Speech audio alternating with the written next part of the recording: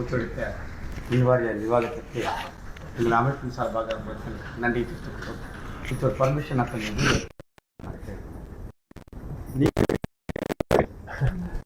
ஏற்கனவே இந்த கடிதங்கள் ஏற்கனவே கொடுத்துருவோம். ஸ்ட்ரெயிட் டு த பாயிண்ட் அப்படின்ற வகையில் கொடுத்த முன்மொழிவிலிருந்து நாங்கள் கொடுத்த அந்த பாயிண்ட் கொண்டு போய் ஒன்றா சொல்ல நினைக்கிறேன். ஊதிய விவரம் 1/12/2023 என்று இருக்க வேண்டும். 4 ஆண்டுகளுக்கு என்று வரையறை செய்யப்பட வேண்டும்.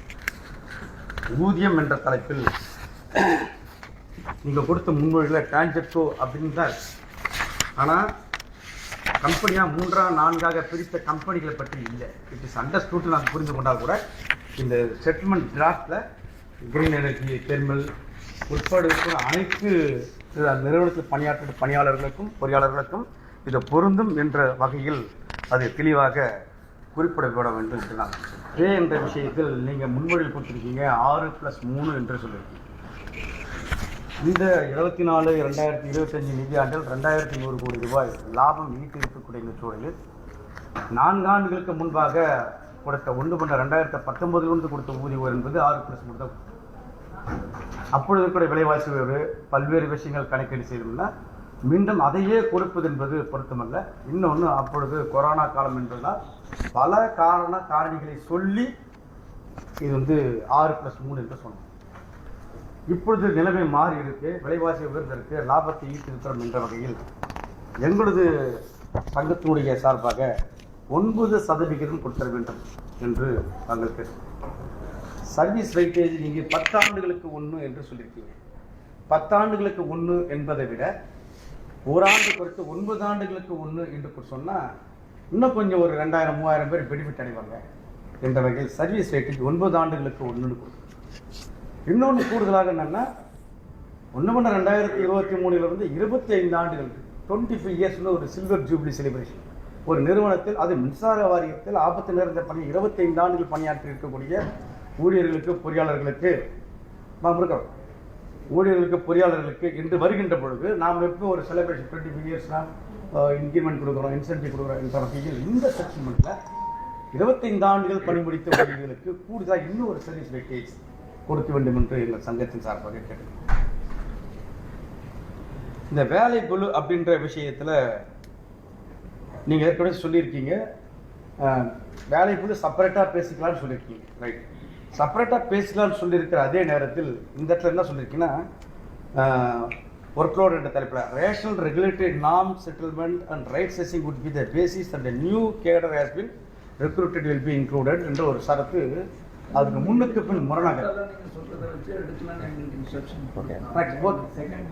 ஓகே, நான் அதே சார்கிட்ட சொல்லியிருக்கேன். இருந்தாலும் இது இங்கே நம்ம பேசணும்னு கேட்குறேன். ஸோ அதை எடுத்துக்கினா ரைட், அது எடுத்துருக்கட்டும். ஒர்க் அவுட் பேசிட்டு நம்ம அதை பேசலான்ட்டு தான் அந்த பாயிண்ட் சொல்கிறேன். கூடுதல் அது என்னன்னா 22/2/2018 வேலைக்குழு ஒப்பந்தத்தில் பழைய வேலை அந்த வேலைக்குழு ஒப்பந்தம் ஆல்ரெடி சைனான ஒப்பந்தம் ஸ்டில் இனி நடைபெறுகிறது. சைனான ஒப்பந்தத்தின் அடிப்படையில் 6 ஆண்டுகளுக்கு போஸ்ட் சைன்ஷன் கொடுக்கல, ரிட்டையர்டான எம்ப்ளாயிஸ் ரீப்ளேஸ்மெண்ட் ரெக்ரூட்மெண்ட் பண்ணலை, எதுவுமே பண்ணல. இப்போ எதுவுமே பண்ணாமல் இருக்கின்ற பொழுது அந்த பணியை யார் செய்கிறாங்க? ஏற்கனவே எக்ஸிஸ்டிங் இருக்கக்கூடிய தொழிலாளிகள் தான் 300 மடங்கு 400 மடங்கு வேலை செய்கிறாங்க. அப்படின்ற வகையில் தான் 2023ஆம் ஆண்டு போர்டு மீட்டில் 107வது வாரிய கூட்டத்தில் ஒரு 10,260க்கான ஒரு ப்ரப்போசல் அரசாங்கத்துக்கு போச்சு. அட்லீஸ்ட் அந்த 10,200 ஸ்டில் அது எனர்ஜி டிபார்ட்மெண்ட் 10,200 ரெக்ரூட்மெண்ட் 260 தான் இருக்குது. நீங்கள் 1,850 இப்போ பைப் லைனில் இருக்குன்னு வச்சுக்கோங்களேன், ஃபீல்டேஷன் இருக்குது. 10,260 கள உதவியாளர் 8000, அசஸர் 1300, ஏஇ ஒரு 600, டிஏ ஒரு 600, ஆல் டுகெதர் 10,260. அப்பொழுதே 1 பங்கு தான் அது 10,260. இப்போ 46,000 மேலே வேக்கண்ட் இனிஷியல் வேக்கன்சி வந்ததுனால கண்டிப்பாக அது ஏதாவது ஃபேஸ்ட் மேனர் ஏதாவது ரெக்ரூட்மெண்ட் இந்த ரெக்ரூட்மெண்ட்டில் இந்த வேஜ் ரிவிஷன் இந்த செட்டில்மெண்ட்டில் கள உதவியாளர் ஏஇ டிஏ அசஸர் அக்கௌண்ட்ஸ் இது எல்லா கேட்டகரியிலும் ஃபேஸ்ட் மேனர் அட்லீஸ்ட் மினிமம் நம்பர்ஸில் ரெக்ரூட்மெண்ட் பண்ணுவதற்கு இந்த ஒப்பந்த சரத்தில் இணைக்கப்பட வேண்டும் என்று நாங்கள் கேட்கிறோம். ஒரு பக்கம் ஒப்பந்தத்தை போட்டோம், ஒரு பக்கம் ஒப்பந்தம் போட்டு இன்னொரு பக்கம் நம்ம என்ன பண்றோம்? ஒப்பந்தத்துக்கு ஒப்பந்தத்துக்கு மாறாக நம்ம ரீடிப்ளாய்மெண்ட் டிஸ்கண்டினியூ பண்ணுறோம். என்னோட வேண்டுகோள் என்னென்னா, இப்போ நான் ஏற்கனவே லாஸ்ட் டைம் கூட சொன்னேன், கன்செஷன் ரைஸ் பண்ணுறதுக்கு நோட்டீஸ் அனைவரும் சர்வாயிடுன்னு சொல்லியிருக்கேன்.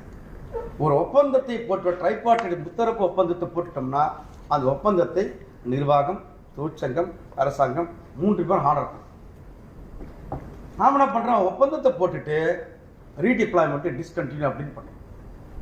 ஹம்பிள் ரிக்வெஸ்ட் என்னன்னா, குறைந்தபட்சம் ஒர்க்லோட் ஏரியாவில், சைன்டு ஏரியாவில், கமிட் பண்ண ஏரியாவில் நீங்கள் டிஸ்கண்டினியூ ரீடிப்ளாய்மெண்ட் அபாலிஷி பண்ணவே கிடையாது. பண்ணால் அது பிரீச் ஆஃப் செட்டில்மெண்ட்டு, பண்ணால் வைலேஷன் ஆஃப் செட்டில்மெண்ட்டு தெரிஞ்சே பண்ணுறோம். நான் இதை இவ்வளோ நாள் அதை பெருசு பண்ணலை. இதை நம்ம நிறுவனம், நம்ம அதிகாரிகள், நம்ம அமைதியாக இருக்கிறோம். ஆனால் அது என்ன ஆகுது, அட் எண்டு மொத்தமாக எங்கள் தேவை தான் பொலிசு மொத்தமாக நாங்கள் சுமக்க வேண்டியது. அதை இந்த செட்டில்மெண்ட்டில் அதை கிளாஸாக இணைச்சோம்னா, ஒப்பந்தத்தின் அடிப்படையில் போடப்பட்ட அந்த பணியிடங்களில் ரீடிப்ளாய்மெண்ட்டு டிஸ்கண்டினியூ எதுவும் இருக்கக்கூடாது என்று எங்கள் சங்கத்தின் சார்பாக கேட்கிறோம். பஞ்சப்படி ஆஸ் இட் இஸ் நம்ம மாநில அரசு என்ன பயன்படுத்தப்படுகிறதோ அதன் அடிப்படையில் கொடுத்துடணும் அப்படிங்கிறது. படிகள் சம்பந்தமாக சொல்லப்பட்ட விஷயங்கள் என்னென்னா, இதுக்கு முன்னாடி கொடுத்துருக்கிற ஒப்பந்த சரத்துக்கு வித்தியாசம் இருக்குது. HRACCயை மாநில அரசோடு ஒப்பிட்டு போது right, and other allowances also மாநில அரசோடு ஒத்து போவது என்பது பொருத்தமில்லை. இந்த ஹில் அலவன்ஸ் இருக்குது, இதில் டிரான்ஸ்மிஷனில் வந்து ரிஸ்கில் பல அலவன்சஸ் நமக்கு இருந்துச்சுங்க. அதுக்கும் மாநில அரசுக்கு என்ன சம்மந்தம் இருக்குது? நமது ஊழியர்களுக்கு கொடுக்கக்கூடிய அலவன்ஸ் சம்பந்தமாக நாம் பேசி முடிவு அவ்வளோதான். HRACCயை பெட்டர் பே கமிஷன் 10th பே 8th பே கமிஷன் டெல்லி கொடுப்பாங்க, மாநில அரசு கொடுக்கும். அதுக்கப்புறம் நாம் அது பண்ணிப்போம். அப்போது அலவன்சஸ் என்பதை நாம் தனியாக பேசணும், உடனடியாக பேசணும், விரைவாக பேசணும். பேசுகின்ற போது ஆல்மோஸ்ட் டபுள் பண்ண வேண்டும் என்பது எங்கள் சங்கத்தின் சார்பாக கேட்டு.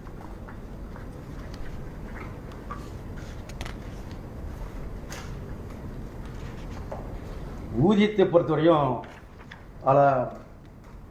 மாதம் 500 ரூபாய் அப்படின்னு சொல்லி 2 மாதங்கள் நமக்கு ஜனவரி பிப்ரவரி மட்டும்தான் அரியர்னு சொல்லிட்டாங்க. அரியர்ஸ் அது என்னன்னா, சென்ற ஒப்பந்தத்தை மாதிரி அது அப்படி இமிட்டேட் பண்ணுற மாதிரி இருக்கு. சென்ற ஒப்பந்தம் ஏற்படுத்தப்பட்ட பொழுது என்னென்னா, அந்த கால அளவு டியூரேஷன் வந்து ஒரு இது கொரோனா காலத்தில் இந்தியா முடங்கி இருந்தது, உற்பத்தி இல்லை, அதிகமான நட்டங்கள் இருந்தது. பல காரணிகளை சொல்லி மாதம் 500ன்னு சொன்னோம். அப்போ கூட ஒரு 10 மாதங்களுக்கு அரியர்ஸ் கொடுத்தாங்க. இதே காலகட்டத்தில் டிரான்ஸ்போர்ட் இருக்காங்க 19 மாதங்கள் நிலுவைத் தொகை வாங்கி 19 மாதம் அரியர்ஸ் வாங்கியிருக்கிறாங்க. அப்போ நாங்கள் எந்த சங்கத்தின் சார்பாக கேட்டுக்கொள்கிறோம், 500 ரூபாய் கொடுப்பது எந்த வகையிலும் சரியில்லை. ஏன்னா ஒப்பந்தத்தை நம்ம முன்னாடியே போட்டிருந்தோம்னா ஃபுல்லாக கொடுத்துட்டு போகிறோம். ஒப்பந்தத்தை டிலே பண்ணி போட்டதுக்கு காரணம் தொழிற்சங்கங்கள், தொழிலாளி இல்லை என்ற வகையில் அனைவருக்கும் அரியர்ஸ் கொடுத்துடணும். 26 மாதங்களும் கொடுத்துடணும். அதில் 26 மாதங்கள் அட்டஸ்ட் கொடுக்கறதுல ஒரு நிதி சுமை இருக்குன்னு சொன்னால் அது 2 இன்ஸ்டால்மெண்ட்டோட கொடுக்கும். 2 இன்ஸ்டால்மெண்ட் கொடுக்குறது எங்களுக்கு எந்த இஷ்யூஸும் இல்லை என்பது தான் நான் சொல்கிறேன். செலெக்ஷன் கிரேட், ஸ்பெஷல் கிரேட் அப்படின்றத நீங்கள் 9 ஆண்டுகள் 18 ஆண்டுகள் என்று அந்த ஒப்பந்த சட்டம் 9-20 இருக்கு. ஆக்சுவலாக 9-18 என்ற மாற்றம். கன்வர்ஸ் ஆஃப் கேங்மன் என்ற அந்த விஷயத்தில் நீங்கள் கொடுத்துருக்கிற ப்ரப்போசலில் எக்ஸாமினேஷன் கொடுத்துருக்கு. கிட்டத்தட்ட அவங்க வந்து இந்த மார்ச் 1 வந்து 5 வருடங்கள் ஆயிடுச்சு. 5 வருடங்கள் ஆன பிறகு கிட்டத்தட்ட 92, 93, 94 இப்போ 94 பேர் செத்து போயிட்டாங்க. 200க்கும் மேற்பட்டவர் கடுமையான காரணம் படித்து திரும்பியிருக்கிறாங்க. இன்னைக்கு 34 சர்க்கிளில் கேங்மன் பணியாளர் தான் ஹெல்ப்பர் வேலை, ஒயர்மெண்ட் வேலை, எல்ஐ வேலை, பல இடத்துல chases operator, FOC operator, everything அவங்க தான் பாருங்க. அவர்களுக்கு ரெக்ரூட்மெண்ட் பண்ணும்போது நோட்டிஃபிகேஷன் சொன்ன வேலை ஆஃப்லைன் ஒர்க்கு. ஆனால் நமக்கு தேவைக்கு ஆட்களை பற்றாக்குறைக்கு பல இடத்துல அவர்களை பயன்படுத்திக்கணும். நாம் அதை வந்து பெரிய விஷயம் எடுத்துக்கல நாங்கள். ஆனால் இப்போ ஜனவரி 19 நாங்கள் ஆஃப்லைன் வேலை தான் செய்வேன்னு சொல்லி இப்போது ஸ்டில் 50-60% ஆஃப்லைன் பல இடங்கள் நடக்குது. நாங்கள் அமைதியாக இருங்க, பொறுமையாக இருங்க, செட்டில்மெண்ட் வந்து கேட்டு நெருங்கிச்சு, செட்டில்மெண்ட்டை ஒரு மாற்றத்தை கண்ட முடியும் என்ற உத்தரவாதம் அவங்களுக்கு சொல்லி நாங்கள் திரும்பவும் வலியுறுத்தி விடுகிறோம். அந்த கேங்மன் பணியாளர்களை ஒரே ஸ்ட்ரோக்கில் கலாவுரை மாற்றுவதை தவிர வேறு வழியே இல்லை. ஒரு தொழில் அமைதி நிலவ வேண்டும் என்று சொன்னால், மின்சார ஆளுங்கட்சிக்கு அரசாங்கத்துக்கு கெட்ட பேர் வரக்கூடாது என்று சொன்னால் நாம் அவர்களை கலவை மாற்றியே தேர்வு. 1 ரெண்டாவது, நீங்கள் வந்து அதை மாற்றுவதில் சிரமம் இருக்குது, பல காரணங்கள் இருக்குது அப்படின்னு சொன்னீங்கன்னா 9613 பேர் நான் ஆஃப்லைன் மூலம் தான் செய்வேன் அப்படின்னு ஒரு ஸ்டாண்ட் எடுத்துட்டாங்கன்னா, நான் ஏற்கனவே 50% போய்கிட்டு. இப்போ இந்த ஒப்பந்தத்தில் அது இல்லைன்னு கிளியர் கட்டாக அவங்களுக்கு தெரிஞ்சு போச்சு அப்படின்னு சொன்னால் ஆஃப்லைன் ஒர்க் தான் எடுத்தது யாரை வச்சு வேலை பண்ணுது? நீங்களே சொல்லு, யாரை வச்சு வேலை? அது ஒன்று. இன்னொன்று, அவர்களுடைய எதிர்கால வாழ்க்கை என்பது இதில் அடங்கி இருக்குது. அதனால நாம் வந்து இந்த ஒப்பந்தம் நீங்கள் கொடுக்க டிராஃப்ட் நகலில் கண்டிப்பாக ஒரே ஸ்ட்ரோக்கில் கள உதவியாளர் என்று மாற்றம் செய்து கொடுக்கணும். அப்படி கொடுக்கலன்னா வேற வழியே கிடையாது. அவர்கள் கீழே இறங்கி போராடுவாங்க, சாலை மறியல் பண்ணுவாங்க, அரெஸ்ட் ஆவாங்க, ஜெயிலுக்கு போவாங்க. இது உறுதியாக நான் சொன்னல அவனா பண்ணிடுவான். நான் எப்போ எப்போ எப்போ வெயிட் பண்ணிக்கிறாங்க. நான் இல்லை பொறுங்கன்னு சொன்னால் கூட நாளைக்கு நைட்டு நாளைக்கு மறுநாள் கீழே இறங்கிடுவாங்க. இதுதான் கால நிலவரம். மின்சார வாரியத்தில் இப்படிப்பட்ட ஒரு எம்ப்ராசிங் சுச்சுவேஷன் வரக்கூடாது என்று போன சுற்று பேச்சுவார்த்தையிலே சொல்கிறேன், இப்பொழுதும் சொல்கிறேன்.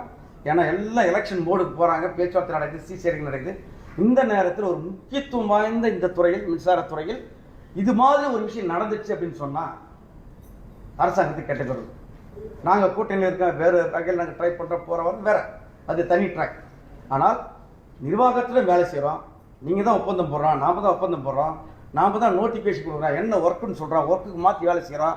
ஒர்க்கை மாற்றி வேலை செஞ்ச பிறகு ஆக்சிடென்ட் ஆகுது, செத்து போகிறான், பிஎன்எஸ் ஆக்ட் அட்ராக்ட் ஆகுதுன்றது கூட போன பேச்சுவார்த்தையில் சொல்லியிருக்கேன். ஆகையால் நான் நிர்வாகத்தை தயவுகூர்ந்து கேட்டுக்கொள்கிறேன், இந்த ஒப்பந்தத்தில் கேங்மெண்ட் பணியாளர்களை கள உதவி மாற்றிட வேண்டும் என்ற அந்த கோரிக்கை என்பது நடந்தே தீர வேண்டும் என்பது எங்கள் சங்கத்தின் சார்பாக நாங்கள் அழுத்தமாக தெரிவித்துட்டோம். அதே மாதிரி அதில் 1/2029 1/2023 வரை இந்த இடைப்பட்ட காலத்தில் கேங்மெண்ட் வாரிசு வேலை கொஞ்சம் பேர் கொஞ்சம் 600 ரூபாய் ஏஇ எக்ஸ்ட்ரா ஆல்டுவர் 11,500 உள்ள வந்திருக்காங்க. அவர்களை 6% கொடுக்கணும்னு சொன்னோம். இந்த 6% என்ற விஷயம் கோப்பு 1.5 வருஷமாக என்ஐ டிபார்ட்மெண்ட் போயிருக்கு. அனைவரும் இதில் எங்களுக்கு ஃப்ரீஸ் ஆகிடும் நினச்சினா ஆகலை. இந்த ஒப்பந்தத்தில் அது ஃப்ரீஸ் ஆகும். ஏன்னு சொல்ல வரனா, நீங்கள் அதை கொடுக்கலன்னா அது சம்பந்தப்பட்டவர்கள் பே நாமளி கிளைம் பண்ணுவாங்க. பே நம்ம இதில் கொடுக்குறோம், யாராலும் பாதிக்கப்படாது பே நம்ம கொடுக்குறோம். அப்போது அந்த 11,500 பே நாமளி கொடுக்கறதுக்கு அவங்களுக்கு ரைட் அண்ட் ராயலாக அவருக்கு உரிமை இருக்கக்கூடிய கொடுத்துட்டு போகலாமே, கொடுக்க வேண்டும் என்று நாங்கள் கேட்குறோம். அதுக்கு வந்து நீங்கள் அண்டர் கன்சிடரேஷன், அண்டர் எக்ஸாமினேஷன் என்ற வார்த்தைகள் வந்து போட்டு இந்த வார்த்தைகளை சொல்லி கீழே இருக்கிற எங்களது அணிகளை, ஊழியர்களை, பொறியாளர்களை, தொழிலாளர்களை நாங்கள் சாந்தப்படுத்த முடியாது என்பதை நான் இந்த கமிட்டிக்கு தெரிவித்துக் கடமைப்பட்டேன். வேஜ் ரிவிஷனில் கிளாஸ் 1 and 2 அது ஏற்கனவே பலமுறை பேசப்போ நேற்றை கூட பேசலாம். கிளாஸ் 1 and 2க்கு கொடுப்பது மிக மிக முக்கியமானது. நேற்று கூடுதலாக கொடுத்துருக்கோம். நாங்கள் பல காரணங்கள் சொன்னாலும் கூட நான் 2 காரணங்கள் முக்கியமாக சொல்கிறேன். எலக்ட்ரிசிட்டி ஆக்ட் 2003 செக்ஷன் 133 அந்த அடிப்படையில் நீங்கள் கொடுத்தே ஆகணும். யார் அதிகமாக வாங்குறாங்க கம்மியாக வாங்குற கொஸ்டினுக்கு இடமே கிடையாது. அதில் எலக்ட்ரிசிட்டி ஆக்ட் வந்து அரசு ஊழியர்களுக்கு கட்டுப்படுத்தாது, ஆசிரியர்களுக்கு கட்டுப்படுத்தாது. ஆனால் மின்சார வாரி ஊழியர்களை கட்டுப்படுத்தல. ஒன்று, அந்த ஜிஓ ஆக்டின் அடிப்படையில் போடப்பட்ட ஜிஓ இம்ப்ளிமெண்டேஷன் நாங்கள் நீதிமன்றத்தில் போட்ட வழக்கு, நீதிமன்ற வழக்கில் ஒரு இன்ட்ரீம் ரிலீஃப் கொடுத்துருக்காங்க, இன்ட்ரீம் ஆர்டர் கொடுத்துருக்காங்க, ரிலீஃப் ஆர்டர். அந்த ஆர்டரில் ஏற்கனவே பெற்று வந்த சலுகைகள் குறையாமல் பார்த்துக்கொள்ள வேண்டும், பார்த்துக்கொள்கிறேன்னு சொல்லி சிஎஃப்எஸ்ல அஃபிடாவிட் போட்ட அஃபிடாவிட் இதுதான் தீர்ப்பே. ஆனால் அந்த தீர்ப்பு 100% வயலேட்டட். இங்கே 8வது மணி 7வது மணி 9வது 10வது. ஸோ இந்த அடிப்படையில் நிறைய காரணங்கள் இருக்குது. நிறைய வேலை செய்கிறாங்க போகிறாங்க விஷயம். இது டெக்னிக்கலாக இந்த 3 காரணங்கள் வைத்துக்கொண்டு கிளாஸ் 1 ஆஃபீஸு கண்டிப்பாக கொடுக்க வேண்டும் என்று நாங்கள் கேட்டுக்கிறோம். அவர்கள் பணி கீழே பார்த்தீங்கன்னா இப்போ 11 kV ஃபால்ட்டு, அதுக்கு மேலே 110 kV ஃபால்ட்டெல்லாம் வந்துச்சுன்னா ஏஇ, ஏடி, டிஇ, எஸ்சி நைட்டு 12 மணிக்கு 1 மணிக்கு நடு ரோட்டில் நைட்டில் நிற்பாங்க. எங்கள் கள தொழிலாளி நிற்பாங்க, சூப்பர்வைசர் நிற்பாங்க. வேறு எந்த தொழிலாளி இது மாதிரி யாரும் வேலை செய்யாங்களா சொல்லு? நைட்டு லேடி ஏஆர் நைட்டு 12 மணிக்கு 1 மணிக்கு நிற்கிறாங்க. லேடி ஏ சொல்கிறாங்க, ஏடி. அப்போது மற்ற துறைகளை பார்த்து நாம் அப்படி கம்பேர் பண்ணக்கூடாது என்பது தான் சொல்லணும்னு நினைக்கிறேன். மற்ற விஷயம் இந்த நீங்கள் கொடுத்த முன்மொழிவில் இல்லாத ஒரு சில விஷயங்கள். அதில் திமுக ஆட்சி நடக்குது. அவங்க தேர்தல் வாக்குறுதி கொடுத்தாங்க. தேர்தல் வாக்குறுதி 153 ஒப்பந்த ஊழியர்களை 10 ஆண்டுகளுக்கு மேல் பணிபுரிந்த ஒப்பந்த ஊழியர்களை அடையாளம் கண்டு பணி நிரந்தரம் செய்வோம் என்பது அவங்களுக்கு. அது தொடர்பாக நாங்கள் தொடர்ச்சியாக பேசிக்கொண்டு வரோம். கடிதங்கள் கொடுத்துருக்கோம். பல அமைப்புகள் போராட்டம். நான் அந்த விஷயத்துக்குள்ளெல்லாம் போக விரும்பல. ஆனால் இப்போ இந்த இன்னும் ஒரு 2 நாள்ல 4 நாள் செட்டில்மெண்ட் ஆகக்கூடிய இந்த சூழலில் பெருசாக பண்ணிட முடியாதுன்னு எனக்கு நல்லா தெரியும். ஆனால் பிரச்சனை சால்வ் பண்ணுறதுக்கு ஒரு வழி சொல்கிறாங்க. என்ன சொல்கிறோம்? ஒப்பந்த ஊழியர் இருக்கிறாங்களா இல்லையான்னு டிபேட் நடக்குது. ஒரு பக்கம் இருக்கிறாங்களா இல்லையா, நாங்கள் இருக்கிறோம்னு சொல்கிறோம். தெர்மல் இருக்கிறாங்க, டிரான்ஸ்மிஷன் கார்பரேஷன் இருக்கு, டிஸ்ட்ரிபியூஷன் இருக்காங்க. டிஸ்ட்ரிபியூஷன் நீதிட்ட வழக்கு போட்டு ஜட்மெண்ட் காப்பி வச்சுக்கிற ஆட்கள் இருக்காங்க. அப்போ இருக்கிறாங்களா இல்லையான்னு டிபேட் நடக்கக்கூடிய இந்த சூழலில் ஒப்பந்த கூட இருக்கிறாங்களா இல்லையா என்பதை அடையாளம் காண்பதற்கான ஒரு கமிட்டி ஒன்று அமைங்க. கமிட்டி அமைச்சு அடையாளம் காணக்கூடிய விஷயத்தை பண்ணி கான்ட்ராக்ட் இருக்கிறாங்களா எனக்கு தெரிஞ்சு அப்படி ஒருவேளை இருந்தால் இருக்கக்கூடிய ஒப்பந்தம் கூட 766 ரூபாய் நேரடியாக கொடுங்க என்பது எங்களது கோரிக்கை. அப்போ பணம் கொடு அதெல்லாம் ரெண்டாவது. இது அடையாளம் காணக்கூடிய ஒரு கமிட்டி அமைக்க வேண்டும் என்ற ஒரு 4 லைனை இந்த கமிட்டியில் சேர்க்கப்பட வேண்டும் என்பது எங்களது தொழிற்சங்கத்துடைய கோரிக்கையாக இருக்குது. அது மட்டுமல்ல, இதுவும் ஏற்கனவே பேசுகிற விஷயம் தான். போன ரவுண்டில் பேசியிருக்கோம். பகுதி நேர பணியாளர் இருக்காங்க ஒரு 1035. உண்மையிலேயே இந்த சமூகத்தில் மிக மிக மிக பிற்படுத்தப்பட்ட, பாதிக்கப்பட்ட, ஒடுக்கப்பட்ட பெண்களாக இருக்கக்கூடிய கைம்பெண்களாக இருக்கக்கூடிய அவர்களுக்கு ஒரு 4100 ரூபாய் சொற்ப ஊதியங்க. அந்த 4100 ரூபாய் கொடுக்க முடியல அப்படின்னு சொன்னா என்னங்க? அது அக்கா வேலைக்கு வந்துட்டாங்க, தங்கச்சி வேலைக்கு வரலன்னு சொன்னாங்க. இது நிர்வாகத்தில் ஏற்பட்ட நிர்வாக டிலே காரணமே கிடைக்காது. ஆக்சுவலாக நிர்வாகம் கரெக்டாக ஃபாஸ்ட்டாக ரியாக்ட் பண்ணியிருந்தா கீழே டிஆர்பிசி எஸ்எஃப்சி ஃபாஸ்ட்டாக மூவ் பண்ணி போட்டுட்டாங்கன்னா அந்த 1035 வேலைக்கு வந்திருப்பாங்க. இன்னைக்கு நாம டிலே பண்ணிட்டு அவர்கள் இங்கே தண்டனை அனுப்பிக்கிறாங்க. சம்பளம் இல்லாமல் வேலை செய்யற ஒரு பக்கம், இன்னொரு பக்கம் 1000 1500க்கு மாதம் வேலை செய்யணும். 1000 1500 எந்த இடத்துல நடக்காது. ஆக பகுதி நேர பணியாளர்கள் 4100 ரூபாய் அடிப்படை சம்பளம், கிராஸ் சேலரி என்ன 6500 ரூபாய் அதிகபட்சம் வரும். அப்போ பகுதி நேர பணியாளர்களை நீங்கள் நாம் செய்த அந்த தவறு அது நிவர்த்தி செய்யப்பட வேண்டும். அவர்களை அடையாளம் ஏற்கனவே கமிட்டி போட்டு கமிட்டியின் மூலமாக அந்த ரிப்போர்ட் தான் டிலே. சும்மா சாதாரண கமிட்டி மூலமாக அந்த பேப்பர் டிலே. சில ரிப்போர்ட்ஸில் சில காலங்கள் பிளாங்காக இருக்குன்னு கேட்டோம். காலங்கள் பிளாங்காக இருக்குன்னு கேட்டது அந்த வாடிக்கையே பிளாங்காக போச்சு பண்ணி அதை கன்சிடர் பண்ண அதை இந்த சரத்தில் சேர்த்து கொண்டு வர வேண்டும் நாங்கள் கேட்டோம். ஆரம்ப கட்ட பணிகள் நான் ஏற்கனவே சொல்லிட்டேன். 46,000 ஃபேஸ்ட் மேனரில் அட்லீஸ்ட் 3-4 இயர்ஸ்க்கு ஒரு ரோட் மேப் போட்டு ஒவ்வொரு கேட்டகரியிலும் எவ்வளோ எடுக்க வேண்டும் என்ற அந்த விஷயத்தை எடுக்கணும். அதே மாதிரி லெஃப்ட் அவுட் கேங்மெண்ட் அது எந்த அளவுக்கு பாசிட்டிவ்னு பாருங்கள். ஆனால் என்னென்னா இந்த 1850 கள உதவியாளர் கூட பைப் லைன் இருக்குது. இன்னும் பிசிக்கல் டெஸ்ட் வைக்க வேண்டியிருக்கு. அவங்க வரது குறைந்தபட்சம் 6 மாதம் ஆகும். இன்னும் 6 மாதத்தில் ரிட்டையர்டாக பாருங்கள். களப்பணியாளர்கள் மட்டும் சொல்கிறேன், இந்த ஆண்டில் 4500 பேர். அது 87, 88, 89 ஐடி படிச்சுட்டு அந்த ஸ்கில்டு பர்சனாக வந்தவங்க எல்லாருமே ரிட்டையர்டாக போகிறாங்க. நான் உட்பட போகிறோம். அப்போ யாரை வச்சு வேலை செய்யுது? கீழே வேலை செய்வதற்கு ஆட்கள் இல்லை. ஸ்கில்ஃபுல் பர்சன் ஆள் கிடையாது. ஏற்கனவே இருக்கிற 300%, 400% வேலை கொடுக்க முடியுமா? ஏன் விபத்து நடக்காது? விபத்து கண்டிப்பாக நடக்கும். அப்போ குறைந்தபட்சம் இந்த லெஃப்ட் அவுட் கேங் பண்ணாது போட்டிங்கன்னா அவர்கள் இருக்கக்கூடிய நான் டிரான்ஸ்ஃபர் உட்பட அதை அட்ஜஸ்ட் பண்ணி அந்த பிரச்சனை தீர்த்துருக்கேன். அது என்ன சாத்தியம் இருக்கிறது என்று பாருங்கள். அப்போ லெஃப்ட் அவுட் கேங்மேன் 5000 பேர் எடுத்துட வேண்டும் என்பது எங்களுக்கு கோரிக்கையாக திட்டம். சாரி டேக்னு சொல்லியிருக்கோம்.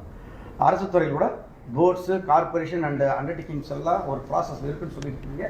அது வருமா நமக்கு தேவை என்பதை இந்த கமிட்டியில் பேசலாம் என்று சொல்லி நீங்கள் அதை மின்சார வாரி ஊழியர்களுக்கு, பொறியாளர்கள், அதிகாரிகளுக்கு கொடுத்துட வேண்டும் என்று நாங்கள் இந்த டியர்னஸ் அலவன்ஸ் ப்ரொபோசல் கொடுக்கின்ற பொழுது அது என்ன கொடுத்துருக்கீங்கன்னா அந்த sanction of revised dearness allowance to the employees pensioners of the TANGEDCO அப்படின்னு வரணும்.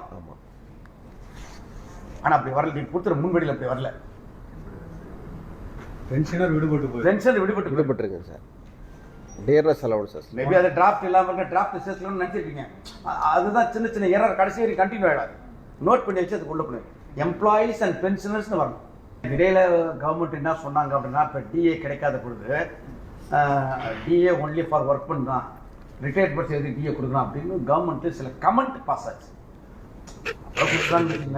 ஆனால் அந்த கமெண்ட் பாஸ் ஆனாலும் நீங்கள் இந்த மாதிரி கொடுத்ததுனால அதுக்காக விட்டுட்டீங்களா அப்படின்னு டவுட் வந்துட்டு கரெக்ட். ஓகே, அதை பார்த்துங்க. அதான் இப்போ நீங்கள் சொன்ன அந்த முன்வடியில் நாங்கள் சொல்ல வேண்டிய எல்லாத்தையும் சொல்கிறோம். தொழில் அமைதி ஏற்பட வேண்டும். அனைத்து துறைகளுக்கு முக்கியமான துறை முதன்மை துறை மின்சார வாரியம். இந்த மின்சார வாரியம் அமைதியாக இருந்தால் தான் எல்லாருக்கும் சேவை செய்ய முடியும். அப்போ அமைதியாக இருக்க வேண்டும் என்று சொன்னால் இங்கே இருக்கிற தொழிலாளர்களும் பொறியாளர்களும் அதிகாரிகளும் மன நிறைவோடு வேலை செய்யணும். மன நிறைவோடு வேலை செய்வதை உத்தரவாதப்படுத்த வேண்டிய பொறுப்பு இங்கே இருக்கக்கூடிய வேஜ் கமிட்டி தலைவருக்கு, மின்வாரிய தலைவருக்கு. நாங்கள் அரசியலில் வேறு சில விஷயம் பேசுகிறாங்க கூட நாங்கள் உரிமையாக கேட்கக்கூடிய இடம் இது. எங்களுக்கு தலைவர், நீங்கள் என்ன வேலை வாங்குறீங்க, நாங்கள் வேலை செய்கிறோம், நைட் 2 வேலை செய்கிறோம், உங்கள்கிட்ட தான் நாங்கள் கேட்க முடியும் என்ற வகையில் தான் இந்த கோரிக்கை வைத்திருக்கிறோம். இதில் கூட ஏற்கனவே கடிதம் கொடுத்துருக்கிறேன். இந்த கிளாஸ் 1 இந்த 10 போஸ்டில் ஆடிட் பிரான்ச்சில் ஏஏஓ, டெக்னிக்கல் பிரான்ச்சில் ஜேஎம் கிரேட், செகண்டரி பிரான்ச்சில் செக்ஷன் ஆஃபீஸர், ஏடிஎம் பிரான்ச்சில் சூப்பரண்டன்ட், அசஸ்மெண்ட் கேடரில் அசஸ்மெண்ட் ஆஃபீஸர் ஏடிஓ, அக்கௌண்ட்ஸ் கேடரில் ஏடிஓ, ஏஏஓ, ஏடிஎம்ஓ, அப்புறம் stores officer, senior chemist, labour welfare officer எல்லாமே கிளாஸ். இவங்களுக்கு நீங்கள் கொடுக்க மாட்டேன் வேஜேஷன் சொல்லிட்டீங்க அப்படின்னு சொன்னால் எத்தனை பேர் இதில் இருந்து 2 கேட்டகரி பேருக்கு இவங்க எல்லாருமே பே நம்ம கிளைம் பண்ணுவாங்க. ஜூனியர் கெட்டிங் மோர் பேர் 10 பேருக்கு ஆக ஆரம்பித்தாங்கன்னா நீங்கள் 500 பேருக்கு 1000 பேருக்கு 5000 பேர் கொடுத்தே தரணும். வேறு வழியே கிடையாது. அப்போ இப்படி ஒரு டெக்னிக்கல் பாயிண்ட் இருக்குது என்று நிதித்துறைக்கு தெரியுமா தெரியாத இருக்குது. வாரியத்திற்கு போயிருக்கா எனக்கு தெரியாது. போக வேண்டும், அப்ரைஸ் பண்ணணும். கிளாரிட்டி கேட்குறீங்க. Junior cutting should be in the same cadre தானே. Same cadre. For example, நான் டிஸ்ட்ரிக்ட்ல போறேன்னாக்க normally tahsildar will be getting more pay than sub collector. Because sub collector வந்து ஃப்ரெஷ்ஷாக ஜாயின் பண்ணுறாரு, tahsildar will be 20 service. So இப்போ சப் கலெக்டர் கேன் கிளைம் பண்ண முடியாது இல்லையா? இவர் சொல்ற நார்மலி வந்து same card different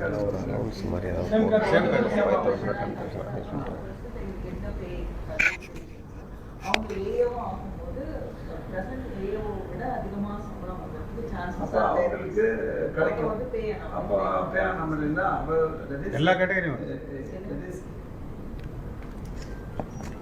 that is நான் முன்னாடியே ப்ரொமோஷன், நீங்கள் முன்னாடியே ப்ரொமோஷன் ஆகிட்டீங்க, same batch. I got promotion later, but I get 6%. when I become officer, if I don't get na, you would not be getting, I would have gone beyond you. Yes. So you will get அதுதான் your சொல்கிறேன். Okay, note பண்ணிக்கோங்க, அது ஒரு point. அதே போல் வேறு துறைகளிலிருந்து மின்சார வாரிய deputation வந்திருக்கக்கூடிய அதிகாரிகளுக்கு அவர்களையும் ஹானர் பண்ணுற மாதிரி ஒரு குறைந்தபட்சம் ஏதாவது 5000 10,000 என்ற ஒரு அலவன்சஸ் மாதிரி கொடுத்தா நாம் பெறுகின்ற ஊதிய அந்த பெனிஃபிட் அவர்களும் பெறுவதற்கான ஒரு வாய்ப்பு இதுவரை இல்லை. ஆக்சுவலாக இந்த முறை அது உள்ள தரத்தாக கொண்டு வந்து சம்திங் கொடுக்க வேண்டும் என்பது எங்கள் சங்கத்தின் சார்பாக கேட்கும். அது மட்டுமல்ல, இறுதியாக கேங்மேன் பணியாளர்கள் சம்பந்தமாக ஏற்கனவே சொன்னேன், இப்பொழுதும் சொல்கிறேன். அதில் கொடுக்க ஒரு டெக்னிக்கல் ப்ராப்ளம் இருக்குன்னா இல்லீகல் ஒர்க்கு பண்ணிட்டுருக்கோன்னு பல முறையில் பேசியிருக்கோம். லாஸ்ட் டைம் சார் இல்லை, அந்த கமிட்டியில் பேசினேன். லேட்டஸ்டாக நடந்த ஒரு டெத் ஃபேட்டலில் 25 லட்சம் ரூபாய் ஏஇ, அந்த ஃபோர்மன், அந்த சூப்பர்வைஸ் கேட்டகரி இருக்கிற எல்லாரும் சேர்ந்து 25 lakhs கொடுத்து அவர்கள் மீது பதியப்பட்ட எஃப்ஐஆர் கேன்சல் பண்ணாங்க. வேலைக்கு வந்தது மின்சார வாரிய வேலைக்கு ஆக்சிடென்ட் ஆகிப்போச்சு. ஆக்சிடென்ட் சில நேரம் தவிர்க்க முடியாது. வச்சுங்களேன், எனக்கு புரியுது, செத்து போன குடும்பத்தில் புரிஞ்சுப்போனா. அப்போ வேலைக்கு வந்து என்ன கேட்குறாங்க, ஃபோர்மன் ஏயில் என்ன கேட்குறாங்க, நான் வேலை செய்ய தான் வந்தேன், இங்கே ஆக்சிடென்ட் நடக்கிறது இயல்பான விஷயம். அது என் மீது ஒரு கிரிமினல் வழக்கு போடுவாங்கன்னா அது எப்படி சரியாக இருக்கும்? அதில் இப்போ அவங்களுக்கு சாதகமாக இப்போ பிஎன்எஸ்எல் பாரதிய நியாய சங்கீதா செக்ஷன் 116 வந்துருச்சு, அவங்களுக்கு சாதகமாக இருக்கு. இது இவ்வளோ பெரிய ப்ராப்ளம் இருக்குது என்பதை நான் அரசாங்கத்தின் கவனத்துக்கு கொண்டு செல்ல வேண்டும் என்று தான் கூடுதலாக நான் அது ஃபஸ்ட்டு சொல்லும்போது இந்த பாயிண்ட் நான் சொல்லலை. ஆனால் 25 lakhs கொடுத்து இப்போ செட்டில் பண்ணிக்கிறாங்க. கேள்வி என்ன வருதுன்னா, ஒவ்வொரு இறப்பவர்கிட்ட என் மீது எஃப்ஐஆர் பதிவாகாமல் இருக்கிறதுக்கு நான் 25 lakhs 30 lakhs கொடுக்க முடியுமா என்ற ஒரு கேள்வி கீழே இருக்கிற அதிகாரிகள் செக்ஷன் 4 எல்ஐ சூப்பர்வைஸ் கேட்டு வைக்கிறாங்க, கேள்வி வைக்கிறாங்க. இப்போ அதெல்லாம் மருந்து விடுபடுவதற்கு அவங்க எல்லாமே நம்ம வந்து கன்வென்ஷன் பண்ணிட்டோம்னா, ஒரே ஸ்ட்ரோக்கில் பண்ணிட்டோம்னா அந்த பிரச்சனை தீர்ந்துவிடும். இன்னும் ஒன்று சாருக்கு தனியாக சொல்லியிருக்கேன், உங்கள் மேடம் மற்றவர்கள் சொல்ல வேண்டியது, கேங்மேனில் இருக்கிற ஐடி அது பிஇ படிச்சவங்க, டிப்ளமா படிச்சவங்க, நிறைய குவாலிஃபிகேஷன் அனைவருமே வந்து நீங்கள் பேஸ்ட் ஆன் குவாலிஃபிகேஷன் கலவரம் மாற்றுவேன் அப்படின்னா அதுலேயும் ஒரு சிக்கல் நம்ம ஏற்கனவே போட்டுக்கிற உத்தரவு இருக்குது. எக்ஸ்டர்னல் ரெக்ரூட்மெண்ட் பண்ணிக்கின்ற பொழுது, போன ரெக்ரூட்மெண்ட் முதல்ல ரெக்ரூட்மெண்ட் பண்ணிக்கின்ற பொழுது என்ன பண்ணோன்னா, பிஇ படித்தவங்க கூட கலவர போஸ்ட்டுக்கு அப்ளை பண்ணலான்னு ரெண்டு ரெக்ரூட்மெண்ட் முன்னாடி இருந்துச்சு. இப்போ லேட்டஸ்ட்டாக போட்ட அந்த ரெக்ரூட்மெண்ட்டில் ஈவன் தான் ஒரு பிஇ படிச்சிருந்தாலும் ஐடி மிஸ்டு. ஐடிஐ படிக்கலன்னா அவர் ஆன்லைனில் பதிவே பண்ண முடியாது. அதுதான் இப்போ இன்னைக்கு வரைக்கும் ரூல் தான் மின்சார வாரியத்தில். அப்படி இருக்கின்ற பொழுது ஐடிஐ படித்த 1750 பேர் மட்டும்தான் கலைஞரை மாற்ற முடியும், மற்ற யாரும் மாற்ற முடியாது. ஒருவேளை நீ குவாலிஃபிகேஷன் என்ற கிரிட்டீரியா வைக்கிறீங்கன்னா அதுலேயும் நிறைய சிக்கல் இருக்கு. ஒரே நேரத்தில் படிக்க வந்தவங்களை குவாலிஃபிகேஷன் அன்குவாலிஃபிகேஷன் பிரித்து பார்த்து நீங்கள் மாற்றுறது என்பது கீழே பிரச்சனை. தொழிலாளர் சும்மா இருக்க மாட்டாங்க. ஆனால் பொதுவாக ஒரு 9613 தொழிலாளர்கள் இன்றைக்கி மின்சார வாரியத்தை 5 ஆண்டுகளாக மிகப்பெரிய நல்ல சேவையை மின்சார வாரியத்துக்கு தமிழக அரசு கொடுத்துருக்குறாங்க. அவர்களை ஹானர் பண்ணுற மாதிரி, அவர்கள் உழைப்பை அங்கீகரிக்கிற மாதிரி அவர்களை கள உதிர மாற்றிட வேண்டும் என்று மீண்டும் ஒரு முறை கேட்டு நீங்கள் கொடுத்த முன்மொழிவிலிருந்து எங்களுடைய வியூஸை நான் சொல்லியிருக்கிறேன். இதை கமிட்டி கொஞ்சம் சீரியஸாக திங்க் பண்ணி பாசிட்டிவாக முடிக்க வேண்டும் என்று எங்கள் சங்கத்தை